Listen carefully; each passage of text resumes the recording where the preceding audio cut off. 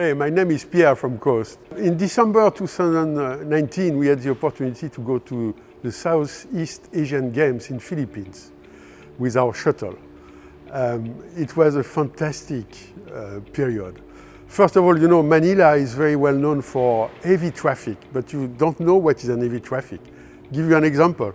If you are a businessman and you have to go to a meeting, you will probably go with a driver. The driver will stay in the car and will continue to drive during all the meeting because he cannot find a parking spot. And it increases traffic, of course, because a lot of cars are driving just because they cannot stop on a parking slot.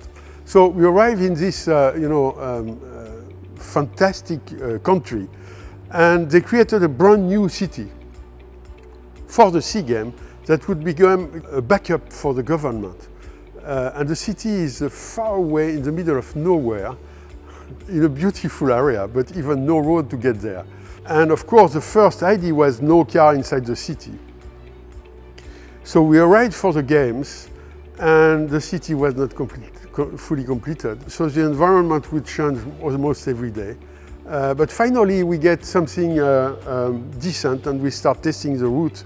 The purpose was to move athletes and public from the village to the stadiums. We brought our shuttle to the Philippines and we start testing, and the environment will change all the time, every day almost. And the last day finally, they decide, since a few buildings were not finished, they decide to fence around all the roads we have to drive. That means changing all the weeds and everything, of course. We had no lane marking and things like that on the roads. But still, our system was so strong in localization that it was still working very well. Some of the people would arrive there in the middle of nowhere, I mean 2 hours from Manila, with no ticket for the game, just to see the shuttle and have a ride in the shuttle. We had crowd around the shuttle most of the time. But it was a really great experience with both the official people, the athletes.